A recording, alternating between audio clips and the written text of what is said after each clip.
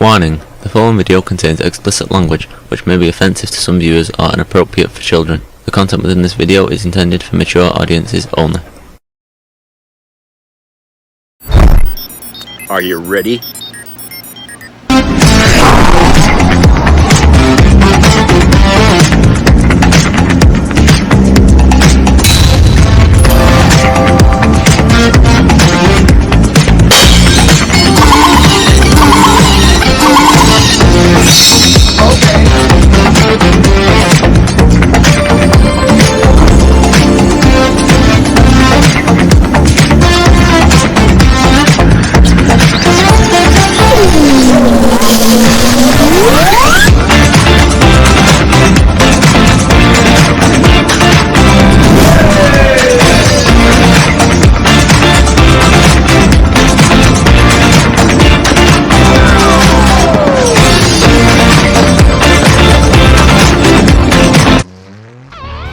Hey everybody, it's Jeff.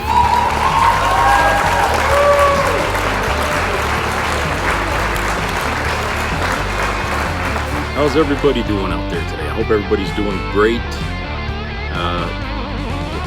It's been kind of a weird weekend. I mean, I think at least weather-wise here. Today, I'm recording this on Sunday, and it's like just 10 minutes after 5, and the sun is out, but it didn't come out till like about 1 o'clock this afternoon. The clouds broke up and the sun come out. Otherwise, Saturday and half of the day today was just clouds, and it looked, and we had some torrential rain and wind last night, but it didn't do any damage. We didn't lose the power. They were like 30-mile-an-hour gusts that were blowing. I'm hoping that we dodged the big wind thing that we usually have every, when the seasons change. We usually get these high 60-mile-per-hour winds that blow the shingles off the building.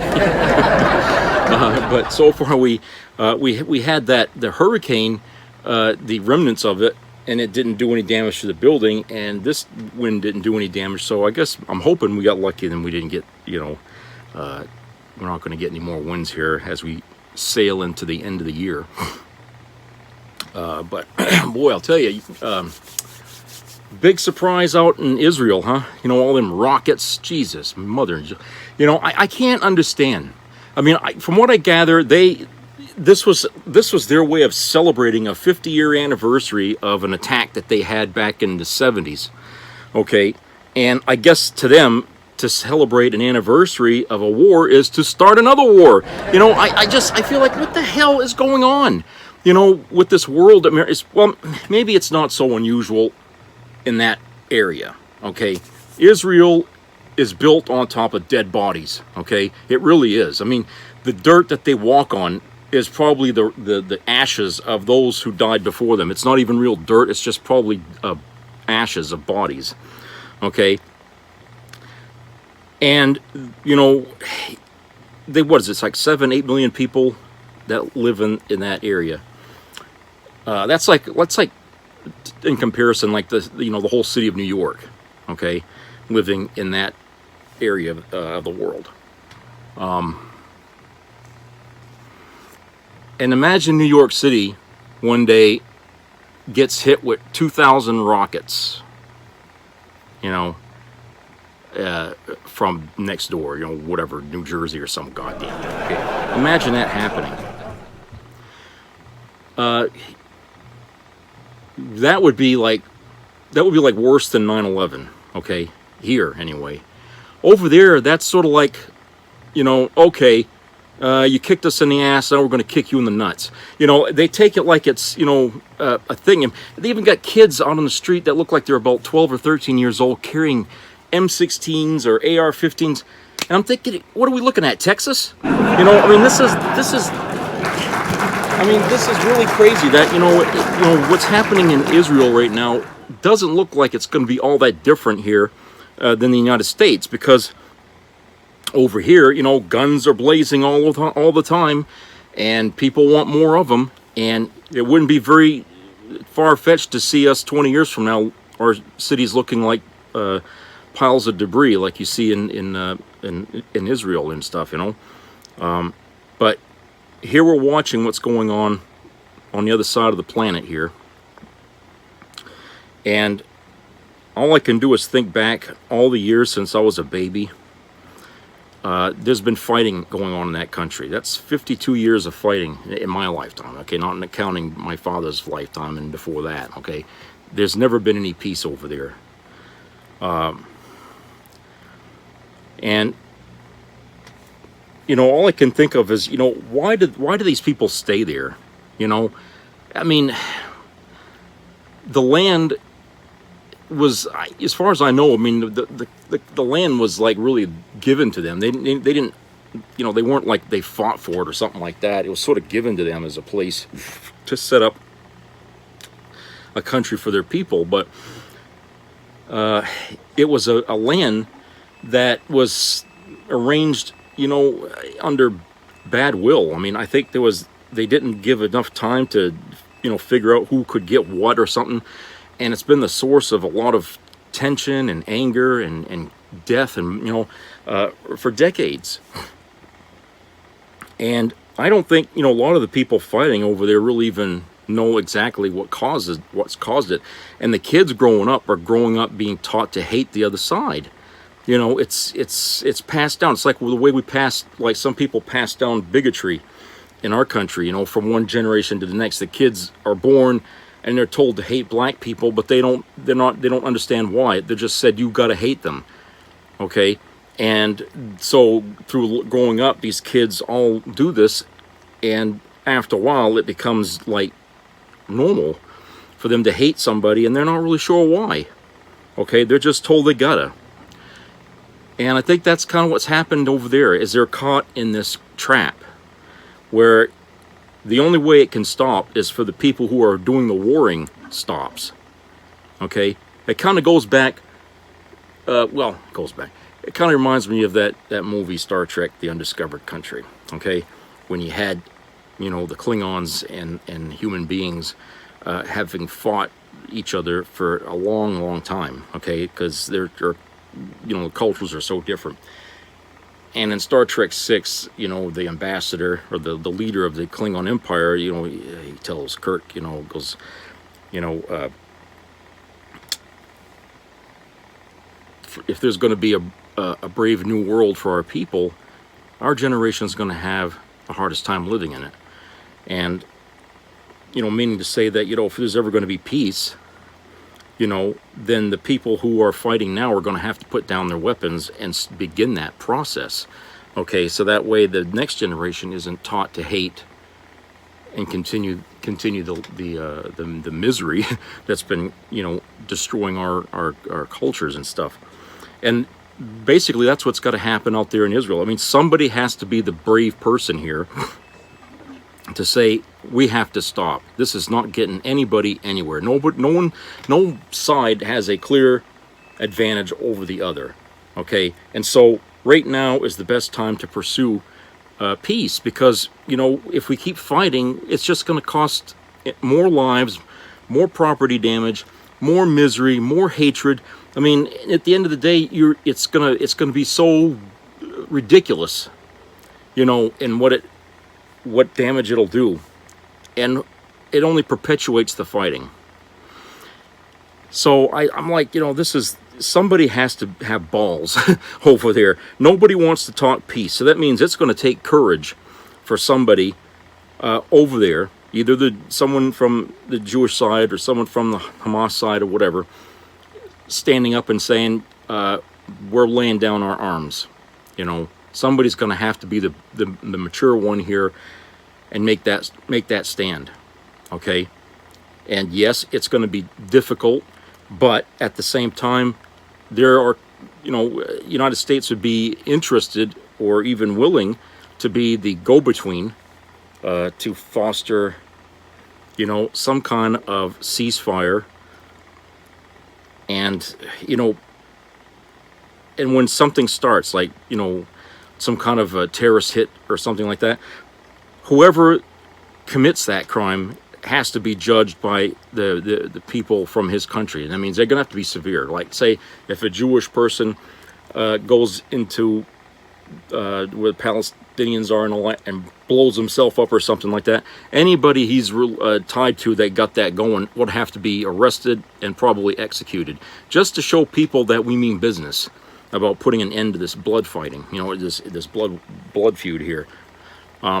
So the penalties would have to be severe at first, and the same would have to go for the other side. If they really want to make peace, they're going to have to come down hard on anybody on their side that wants to continue the war. They're going to have to be stopped, not by the other side, but by their own people. That would show the other side that they're also committed to maintaining some kind of peace. And if you keep doing this, okay, over the years, over the decades and stuff, I would think that after a while, people would just stop, and maybe there wouldn't be as many attacks. There wouldn't be any, probably. It might even open doors to some kind of, you know, mutual trade or something, or whatever you want to call it.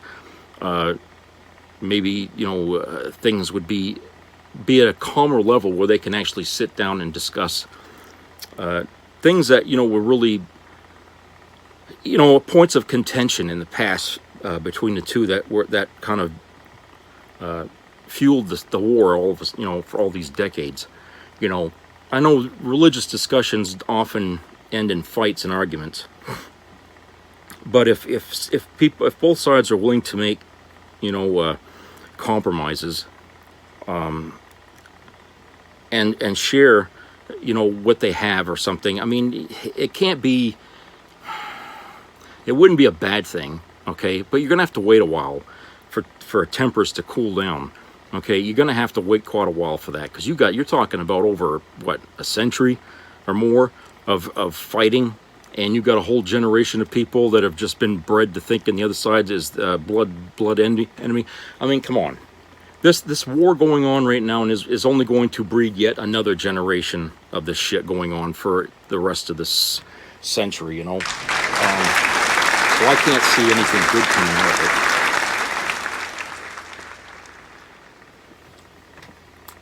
Like I said, I'm just wondering why. I mean, we settled a war. The United States has settled wars before in less time than what's going on over there. It's almost like it's impossible for these two sides to even come together to talk reason. I don't believe that. I think, you know, what you got are leaders being selected who want to continue the fighting, and everybody else follows the leader. And I don't think that everybody over there is of the mind that they want to pick up a gun and shoot. I don't think that's the case. I can't imagine that all 7-8 million Jewish people living in Israel are people that are just out to kill. I can't believe that. I can't. I would have to think that there's somebody or people, some people in there that want to see the end of the shit too. Okay, but they're ignored because maybe they're afraid to speak out. Because if anybody says, I want peace, they're going to accuse you of siding with the enemy. And, you know, maybe it's like that. Maybe it's impossible for people in that country to even begin the process of peace with the other side, because they don't want to look like they're appeasing. They don't want to put a target on their back to be killed by members of their own countrymen, you know. And it must be the same for the other side, too. I mean, they can't be that. Not everybody can be all for this, you know, because they know the retaliation is going to come, and they know that innocent people are going to die as a result. Do these people want their children to die? Of course not. But why would they want this war to go on, you know, and just escalate things? Okay, why would they want that? I mean, I can't imagine that, you know, mothers would want to sacrifice, you know, their 11, 10-year-old kids, you know, to a continuation of a war. They got to be tired of it. They got it because they grew up themselves under that gun. And so, you know, how can there possibly be a future for their people if the numbers of these people just continue to dwindle through nonstop bloodbath?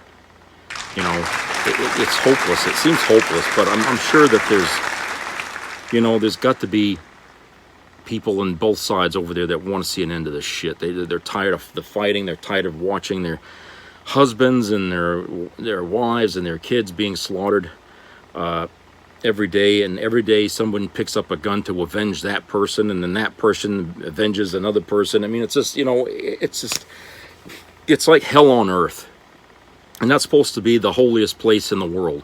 And yet it's the most violent and hell-ridden place you could ever find. Okay, I can't see that that's really what the rest of the world, especially here in America, who would like to be able to go to these places, these religious people in America would like to go to these places, but they can't because they might get shot. And I remember, was it like 4 or 5 years ago, they used to commercial on television as a destination for tourists to come to Israel. And they tried to make Israel look like this really happening place, like you were going to Las Vegas or something. And it's like they're asking Americans to forget about over hundreds of years of fighting that goes on over there. And like I've been telling people before here on this show, Americans are not liked outside of our own country here. They're really not liked. And I can tell, I get the sense of that, if you see an American, if you're like, whatever, okay, if you see an American and you're pissed off at their country, take it out on them, okay, take it out on them. And when Americans go to these enemy countries like North Korea and China, the Middle East and stuff, and they get captured, and everyone is so shocked about that over here. I'm not. It's like, why is it more that's going on? Because, any American hostage is a good piece of leverage to get against our government. They can get what they want back, and it's worked. Because every time an American gets captured, we have to give up something that we don't want to give up, but we give it up because the government's under pressure from the families and stuff to do something about it, okay? I say, look, you're going to sign this piece of paper, my friend. If you're going to North Korea, you're going to sign right here on the dotted line that if you are captured by North Korean military, we are under no obligation to make any negotiation to have you released or to rescue you. You're at their mercy, period. And I guarantee you, many Americans probably wouldn't go. And I think that's what we got to start doing. Because every time we send people into these countries, our national security gets put at risk when these people capture somebody. Because what do they want? What are they going to want? Something that we can't sacrifice because it's national security. Well, if this person signed on the dotted line before he went there that if he got captured, there was going to be no negotiation to have him released, then maybe that situation wouldn't have occurred. And if it does occur, then hey, it's too bad for you. You're dead. We're not going to rescue you. We don't negotiate with terrorists or enemy countries. Period. That's got to be our stand forevermore in this country. Because if we don't, we're opening the door for more of this kind of shit going on. More Americans being captured, even if they're not in an enemy country. If you're like in France, it could be enemy people over there, who are spying in France or something, and they see an American, let's go get that bastard, and then all of a sudden you're blindfolded and you wake up and you're in North Korea,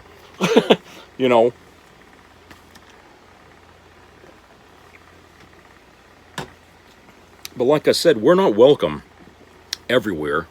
Yeah, some places like Americans, okay, but when you're outside the borders of this country, and sometimes even if you're in this country, you got what is it? Human trafficking going on, happening right here in the U.S., okay? Women, people kidnapped right on the fucking streets of our own country, and they're taken to other countries where they can't get home. Happens all the time. So we're not safe as Americans traveling abroad. And you have to remember, once you leave the borders here, you got no rights, okay? Your American rights don't extend in another country.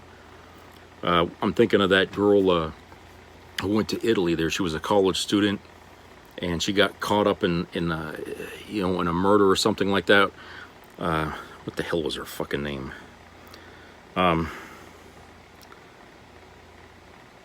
Keep thinking Amanda something. I can't remember now, but she fell in love with some guy over there who was about her age.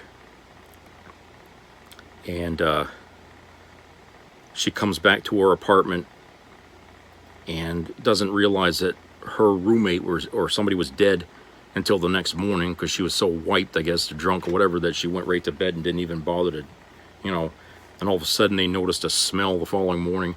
I can't remember how it went, but yeah, she was in Italy, and she gets arrested because the Italian government over there, the way they investigate crimes is a lot different than the way we do it here, okay? And because she was an American, I feel like there was a bit of hostility to her just because she was American, and they wanted to have their pound of flesh over there, and they wanted it to be her, okay? Only she really knows, if she did in fact do it or not, because the way things went, she was guilty, then she's innocent, then she's guilty, and you know what I'm saying? They were just back and forth with the courts over there, okay? And a lot of criticism about the people that investigated the crime over there, and they had this, American side investigating it and saying, well, they didn't do this, they didn't do that, so they did a shoddy piece of investigating, okay? They were sort of like 60 years behind us, the way they investigate crimes over there. And I feel like because even they didn't have all the pieces they needed to actually put the weapon in her hand, they wanted it to be her, and the Italian people wanted it to be her because, hey, she's American, she's the bad guy. Okay? She's the bad guy. They were calling her a slut and everything, because they're finding out what she was doing. Okay, no Italian girl could possibly do this. It's an American girl. Of course it's an American girl. They're violent people. You see what I'm saying?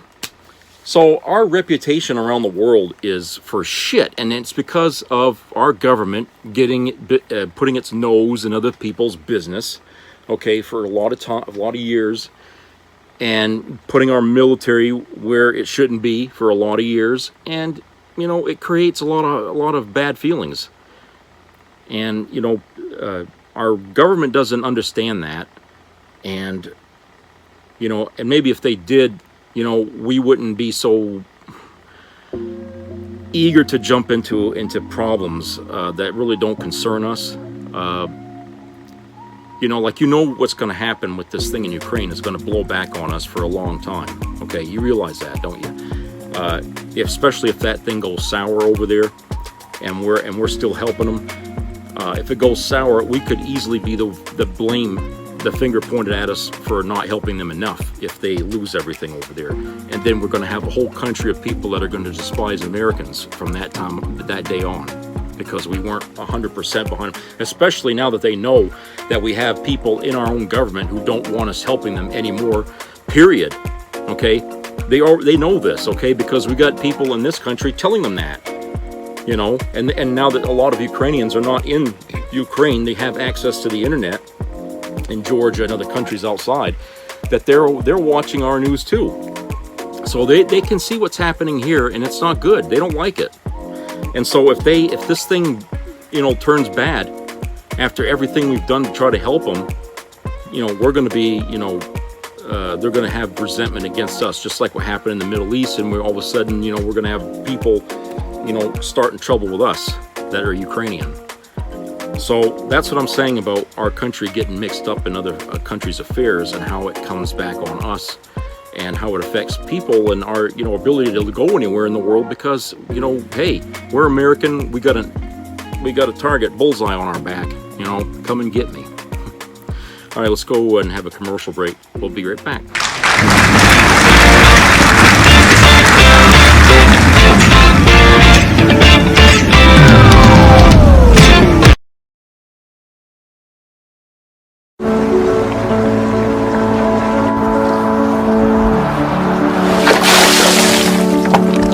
This is me.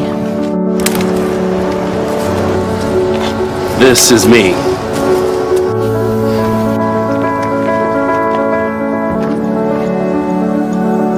This is me!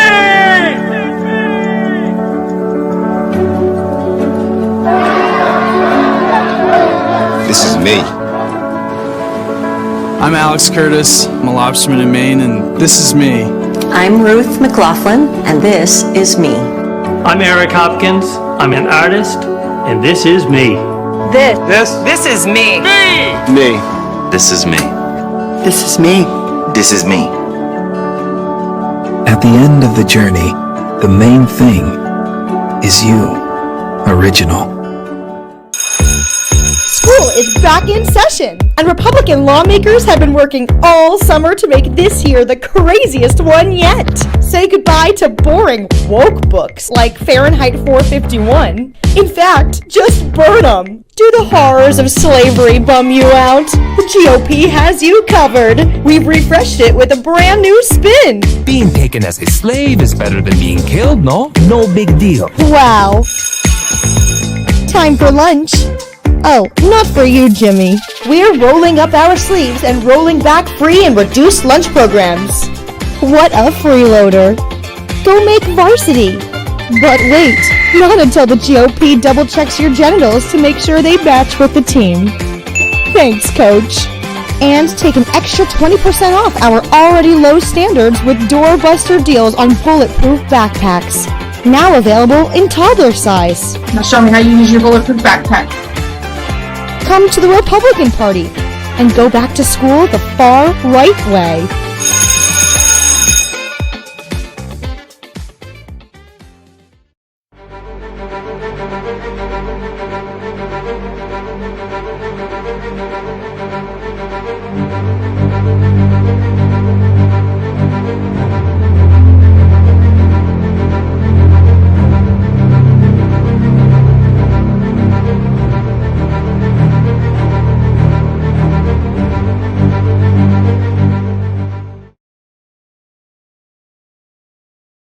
For 248 years, the United States Marine Corps has valiantly defended this country against foreign enemies. The Marine Corps' legendary courage, determination, and skill on the battlefield leaves our enemies in fear and our allies in awe. Marines of every race, creed, and color have sworn a sacred oath to protect our Constitution. They fought, bled, and died for this country. Today, the Marine Corps faces a domestic enemy, a small man with a big mouth, determined to destroy the Corps for his petty political agenda. Tommy Tuberville is creating a national security nightmare. Who wins from Tuberville's attack on the Marine Corps? China, ISIS, Vladimir Putin. Tommy Tuberville insults every Marine who ever served, and he puts the men and women of the Marine Corps on the line in danger. Every U.S. Marine is a patriot. Tommy Tuberville is a traitor.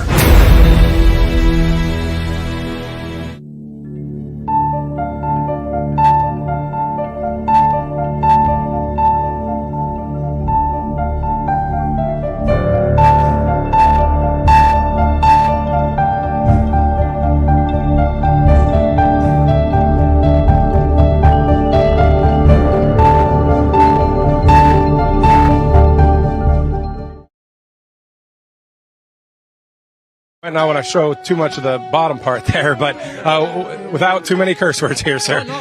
What are your thoughts?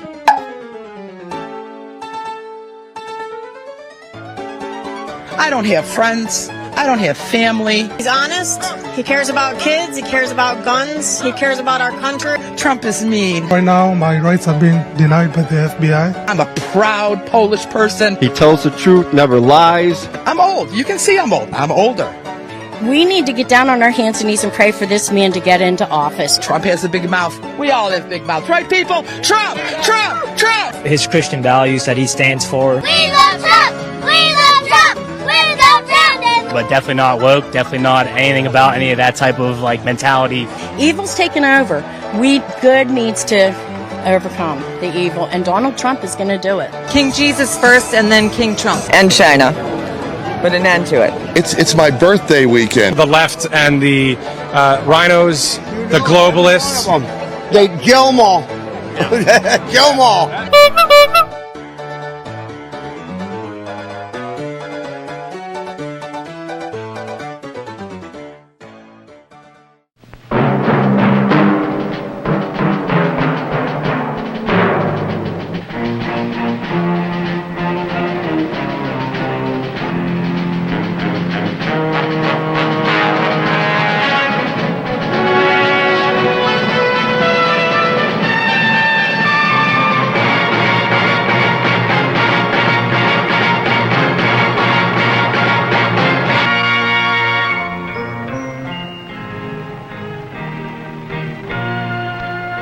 Some people have a deep, abiding respect for the natural beauty that was once this country. And some people don't. People start pollution. People can stop it. Write for Pollution Booklet, Box 1771, Radio City Station, New York. Be a part of the entertainment value of a lifetime.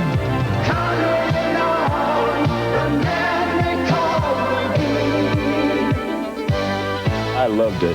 It was the best performance I've seen in a lifetime. I loved the show. I liked it very much. He's a very entertaining man. It's well worth the money.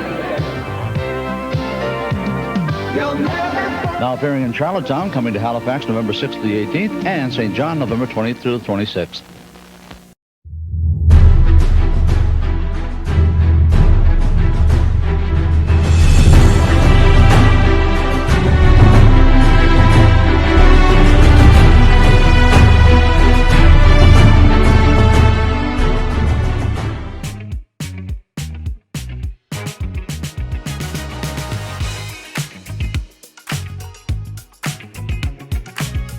Okay, everybody, welcome back.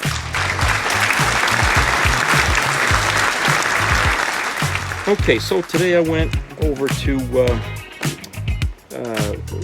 GameStop, and I just browsing around in there. You know, I had lunch, and then I just said, I'm gonna go there. I've been there in months, so I decided to go in there today, and I found this little gem here. This is a battle suit here, I guess, for Batman. It's, what do they call it? The Justice Buster. Which is funny because they call this right here, you know, the Hulk Buster. And this is from Marvel, and this one's from DC Comics. You know, so we're always busting something, right? But, yeah, so I got this Justice Buster here, and it's pretty cool looking. I mean, it's really well designed.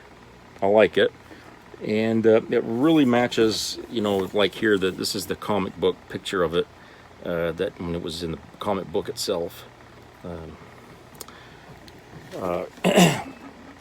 And I guess it has some kind of app that you can download into your phone that does something for this. I don't know. Yeah, it's got a picture here. It says, you know, go to the App Store. Toys today have these apps now that you, I don't know if you're aware of that or not, but you know, if a kid buys something like that, there's a thing on there on the box or something that says download an app to read up on the thing, or, you know, or to interact with some kind of game that's connected with it. Yeah,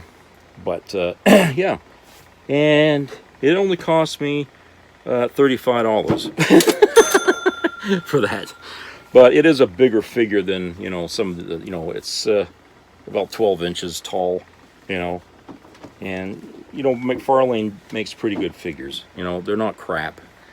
I mean, if you're into something looking like what you see, then that's the figure to buy, and it's worth the money. You know, even though it sounds steep, you're paying for good quality sculpting and everything else. So it's a far cry different than the kinds of figures that I grew up with, what we'd buy, you know, with just, you know, moving shoulder joints, a moving head, and moving hip joints, and that was it. You know, you didn't get much, and they didn't even look like the characters, you know.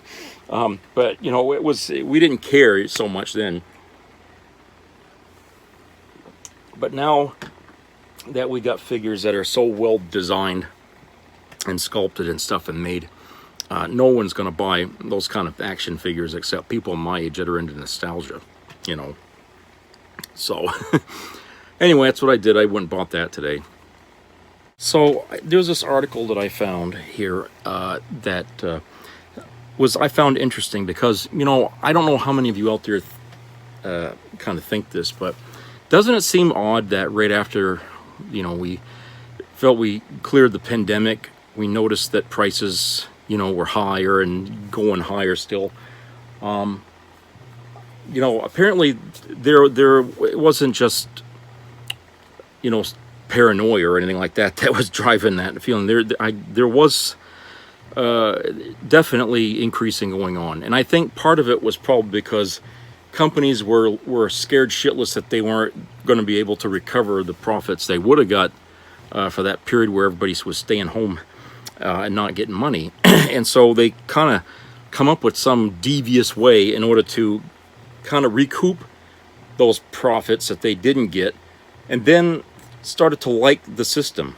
Okay, and so I'm going to read this article here that talks about this system they come up with here, and it's you can find this article on The Big, and it's written by Matt Stoller, and this was published here this month here on the 6th, I believe. Yeah. Okay. For roughly a year after the pandemic, populist thinkers and writers posited the theory of greedflation to describe why prices were skyrocketing. They noted that CEOs were constantly noting on investor calls that they had pricing power of their industry overall, had disciplined its capacity. One CEO, for instance, said publicly he was, quote, praying for inflation, unquote, so he could raise prices. I added something to this argument in late 2021 when I noted that higher corporate profits explained roughly 60% of the inflationary increase. Eventually, scholars and Federal Reserve officials began releasing data confirming this thesis. But status quo-oriented economists quickly intervened and mocked the theory into the ground. Quote, my friend and economist Jason Furman says, blaming inflation on greed is like blaming a plane crash on gravity, unquote, said economist Justin Wolfers in November of 2022. Quote, it is technically correct, but it entirely misses the point, unquote. MIT economist David Otter made a simple point to discredit the idea. Quote, market concentration is a long-standing problem, yet we've had close to no inflation for 20 years, unquote. He said, quote, so it cannot be that market concentration suddenly explains inflation, unquote. And then, of course, there was Larry Summers, quote, the emerging claim that antitrust can combat inflation reflects science denial. There are many areas like transitory inflation where serious economists differ. Antitrust as an anti-inflation strategy is not one of them, unquote. A couple of antitrust cases over the last month are suggesting that concentration may have played a more significant role than commonly understood, but we just don't have the data to measure it. 2 weeks ago, the Antitrust Division filed a complaint against a firm called AgriStats, which sells data and consulting services to the processors that dominate the poultry, pork, and turkey industry. The claim in the case is that AgriStats was a coordinator of pricing, serving as a clearinghouse where it would collect and share granular pricing, wage, and production data for all major meat packers. AgriStats also sold consulting services, which one executive at Smithfield, a pork processor, summarized with just 4 words, quote, just raise your price, unquote. The poultry, pork, and turkey industries aren't technically monopolies, as there are multiple firms who sell these products. But AgriStats, by making sure everyone in the industry colludes, applied a form of unified control of pricing to the industry. It's multiple firms, but in one centralized cartel. There are several key questions here. One is whether this kind of collusion is systemic across the economy. I suspect it is. After all, AgriStats wasn't hiding its business. This is what it has on its website marketing material that is pretty close to "We Sell Pricing Conspiracies." And it says here, mission statement, improve the bottom line profitability for our participants by providing accurate and timely comparative data while preserving the confidentiality of individual companies. But are there other examples? Yes. One mind-blowing story from a ProPublica that came out in 2022 was about landlord software sold by a firm called RealPage, which essentially told big landlords to raise rents by showing them, quote, data RealPage gathers from clients, including private information on what nearby competitors are charging, unquote. There's a quasi-consulting arrangement here too, as, quote, RealPage discourages bargaining with renters and has even recommended that landlords in some cases accept a lower occupancy rate in order to raise rents and make more money, unquote. RealPage is now facing at least 7 private antitrust class action suits, as lower output and higher prices are classic signs of monopoly power. What's fascinating is that here again, an economist would look at these markets and see competition and multiple rivals renting out apartments. But they would miss that there's a cartel, or rather a set of regional cartels coordinated by a software program operating to boost prices and margins. Sometimes the price fixing is done through software and data exchange, and sometimes it's done through signaling in concentrated markets. In its recently filed complaint against Amazon, for instance, the Federal Trade Commission touched on something called Project Nessie, an internal algorithm, quote, to test how much it could raise prices in a way that competitors would follow, unquote. Amazon would raise a price to see if competitors followed, and then keep the price high if they did, or drop it back down if they didn't. Basically, Amazon wasn't just hiking its own prices, it was signaling to rivals that they should hike their prices as well. I spoke with a former Amazon retail division official who told me about how much they hated Project Nessie internally because it was a collusive mechanism imposed upon the retail division which drove up prices to consumers. From a legal perspective, it's interesting the Federal Trade Commission didn't make a monopolization claim on Project Nessie, but an argument that this kind of algorithmic collusion is what is known as an unfair method of competition, which is a more expansive claim that allows for a looser market definition. In certain areas like selling expensive cameras, people do comparison shop. But even though there is competition, Amazon has market power, and Project Nessie is an unfair exploitation of that market power to drive up prices everywhere. It's a cartel done via an algorithm. I suspect these forms of coordination are far more common than we think. You might think the restaurant industry is competitive, and it is, but the payment software for restaurants is much less so. And when consumers are presented with a bill at the restaurant, the screen regularly offers not the traditional 15% tip, but the choice of tipping 20%, 22%, or 25%. Is that collusion? No, but it's a loosely coordinated form of a price hike to allow firms to pay employees less than they would ordinarily have to.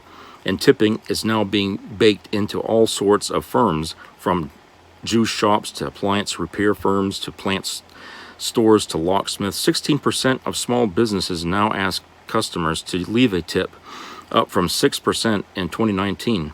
Again, this change is almost certainly a shift in the software firms' use to accept payments. And it's a price hike and form of coordination you won't see in concentration statistics. That said, even if you think forms of price fixing are systemic, there's another important question. Did this kind of coordination increase during the pandemic and drive inflation? And there, the answer is we just don't know. Project Nessie ended in 2019 when the House Antitrust Subcommittee began investigating Amazon. AgriStats changed some of its practices in 2019 as well, after there were class action suit filings. I find it hard to believe Amazon and meatpackers aren't continuing these practices in some form or fashion. Moreover, competition is cumulative, and so is collusion. If a bunch of firms have collectively held back on supply for years, they can't suddenly build a bunch of factories to expand production. In other words, if an industry is historically concentrated, collusive, and genteel, then prices won't move very much for a while, even if formal agreements stop. Indeed, Mike Conzal and Nico Lusuini, in a paper titled, quote, Prices, Profits, and Power, unquote, showed how markups exploded during the pandemic and that the increases in 2021 were, quote, both the highest level on record and the largest one-year increase, over 2.5 times the increase of the next several largest annual increases, unquote. Was that a function of more single firms operating as monopolies or more concentrated industries colluding to act as cartels? The answer is likely yes. More broadly, price fixing isn't always about driving prices up. It can also be about driving wages and supplier prices down. Meat processors weren't just colluding in jacking up prices to consumers, but lowering wages to workers. And in a non-inflationary environment prior to 2021, it was easier to reduce prices to suppliers than increase prices on consumers. Indeed, the decade of the 2010s was one in which there was remarkably slow wage growth, which is consistent with a story of heavy concentration on the labor side, which economists have now realized is pervasive. It was only when there was a broad narrative shift towards inflation that businesses began increasing prices dramatically, and that's when price fixing turns from pressing down prices from workers and sellers and towards raising prices on consumers. It isn't ironclad that profits drove inflation, but these cases do suggest that statistics about concentration are at best incomplete. One of the core political dynamics in American politics is that our economic and political elites see the world almost entirely differently than normal people, and there is no better case study for this than inflation. It's something I've written about extensively. Why do Americans think inflation is up and the economy is bad when all the dials and data policymakers use show that these are boom times? I've answered that part of this question by showing that the dials themselves are broken, that the cost of interest charges isn't included in inflation metrics, but I also have a suspicion that the increase of tips and junk fees, which are exploding in usage by businesses, is causing people to say inflation is high, not just because everything is so costly, but because the prices are also unfair. Buying a ticket to a game or concert and seeing a crazy fee, or being presented with a tip screen for a locksmith and having to choose between social awkwardness and paying a higher price feels crappy. Being cheated is not only frustrating, it's also scary because it can recur without warning and cause unexpected costs. Being cheated thus imposes a real extra cost beyond the amount someone has to pay, which is to say increasing uncertainty about future prices. And of course this goes on more, but it basically is explaining this. And you can read that for the rest of it for yourself. My take is, like I said, this was obviously some, what can I call it, computer nerd that's that's works with economics and stuff like that. Obviously created some kind of a system that was being shared by lots of companies, everywhere. And in order to recoup losses that they were getting during the pandemic, they felt that this was the way to go. And by not so much competing with each other, but by justifying an increase in prices because everybody else is increasing their prices. And it's like it's like the chicken and the egg. This guy here is increasing his prices, so we will. But if they see you're increasing your prices, then they'll increase their prices. You know what I'm saying? So everybody's prices goes up together. Okay, and so the consumer won't get a bargain anywhere. Okay, the same kind of meal you're going to have at Chili's is going to cost the same as you're going to have at Texas Roadhouse. Okay, you're not going to see a variation that much in the price because everybody's on the same table. Everybody's using the same kind of system. However, inside those restaurants and stores and stuff like that, wages stay the same or they go down. Okay, so even though they're getting more money for their product, it's not being shared by the people working. Okay, instead what they do is they say, well, tip them more, and that'll make up the difference. And that's why, those places you go to that use the Presto machine where you punch in, if you're going to pay with a credit card, they have listed on the bottom the percentages you can give in a tip. That's there, but those percentages are higher than normal than what people would normally leave for a tip. Personally, I think that leaving a $4 tip is really justified, okay, considering what the price of gas is today and everything else. $4, okay, that's a pretty good tip, I suppose, but according to them, that's like the bottom line tip. You can pay more than that, up to about $6-7 if you want. Okay, and you know, because normally, you know, people would leave less than that, but I don't think you can. I mean, today that a less than $4 tip wouldn't even match, you know, the price of things today. And when you think about what these employees are getting for their time, you know,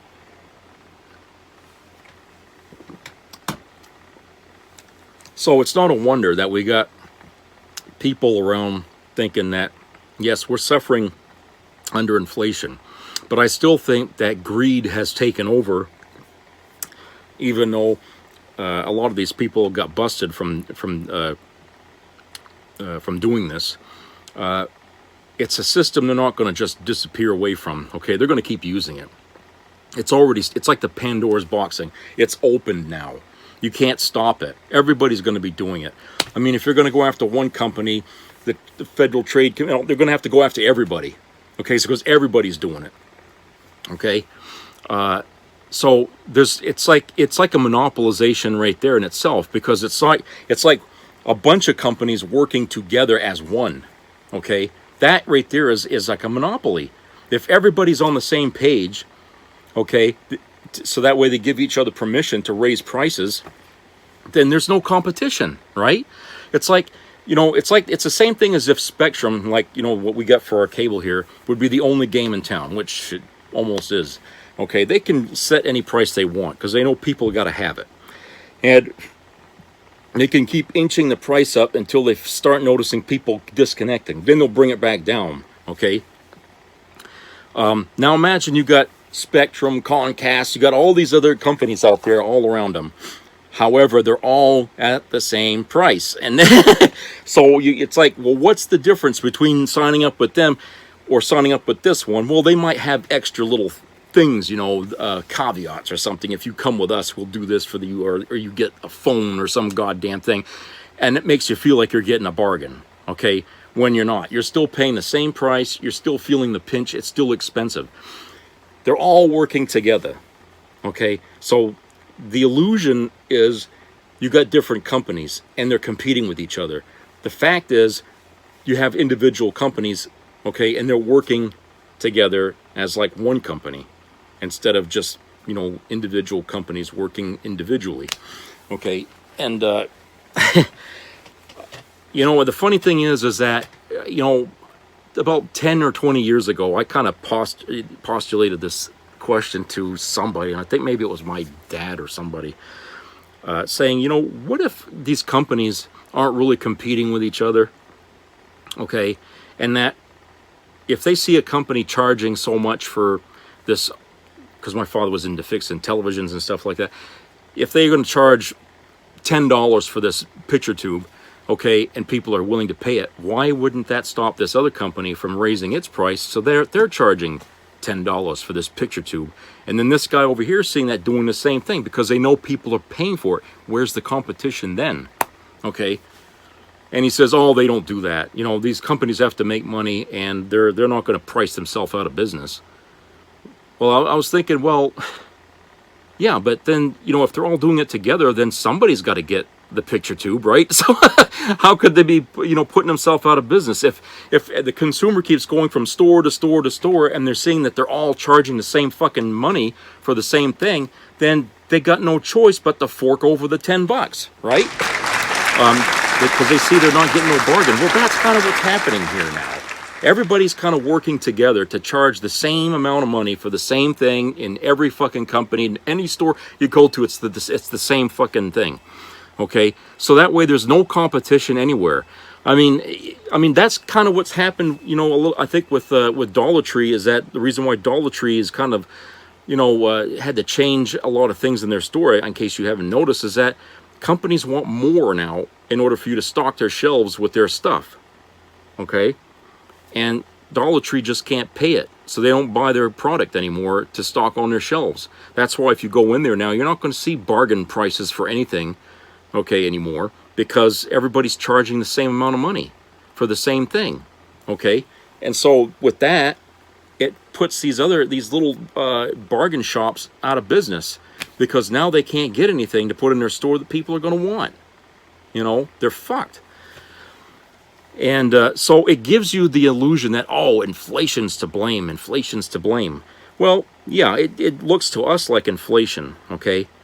But maybe it's not just so much that, it's just greed fueling this problem that I just described that's creating the inflation, where nobody can seem to get a bargain anywhere they go. Everything is high, so they think that that's the price it has to be now because inflation. But, you know, like you said, if you look at the data and not statistics, but the information, the economic numbers around the globe and stuff like that, there's no reason for prices to be this high. Okay, there's no reason for it. It shouldn't be this high. It shouldn't cost you you know, X amount of dollars per gallon in gas right now. It should be way less than that. Okay, it shouldn't cost you X amount of dollars for a carton of eggs. It should be way less than that. Okay, and they would still make a profit. But it's all about making more profit, and that it began when they lost all that economic fluidity in their market during the pandemic, because everybody was at home, nobody was buying nothing. So they were trying to make up those lost profits as soon as things started to get back on their feet again, and that's when they come up with this friggin' thing they got started going. Okay, and it's been too good. They're not going to drop it now. They created something of a business miracle for them, because they're not seeing much resistance from consumers, except for those people who are working for companies. Now they're striking and all that because they need more money in order to survive under this new economic crap they've created here that I've been talking about. Okay, but the consumers themselves around the country, they're not really being heard about how they feel about these high prices and everything like that. And it's not like anybody isn't aware that they're high. It's just there's no real, you know, movement out there to say, you know, why is that high? You know, why are we paying so much more? And there really needs to be more investigation into why the prices should be lower than they are, but they're not.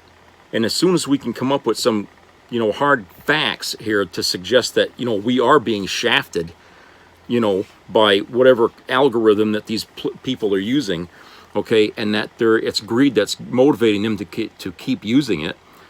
Okay, there's got to be a reason why they're making record profits in a time when the economy's slow, right? I mean, you can't have one without the other. So, you know, if profits are so much higher for these companies, why are they getting so much more money when people are spending less? Okay, that's because of the shit they're doing. They're spending less, but they're spending more when they buy less. Okay, that's why they're getting so much profit. And they can't be doing that unless everybody's in on the game. Everybody's doing the same thing. That way it ensures that everybody's getting higher profits, and that stocks are going up in value and shit like that. That's why they do this. So, you know, it's a real sick and twisted game they're playing here with us and our money, and it can't happen at a worse time, you know, when we're all trying to make ends meet here. And you know, they're just squeezing us for every damn dime that we get. You know, they don't want us to have nothing. You know, and when that happens, when people can't buy anything, what are these people going to do then? Are they going to just willingly cut their own throats by lowering prices so people can start buying again? How many stockholders are they going to lose when they do that shit? You see what I'm saying? They kind of boxing themselves into a corner here where they're not going to be willing to want to lower prices for anything, because if they do, they're going to be voted out of the CEO seat and replaced by somebody else. And these people don't want that, you know. So anyway, I thought that was an interesting article there. Okay. I hope everybody has a great Columbus Day Monday. And please subscribe and comment. And keep your ears open for news about COVID-19 in your area. It's different in everyone's area. When they speak nationally, that's a broad picture, but locally is a much better picture for you, because you're not going to be in every state in the country. Okay, just worry about what's going on in your own town or whatever. Okay, and react accordingly.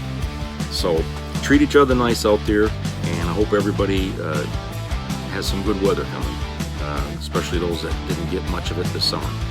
So take care. I'll talk to you later.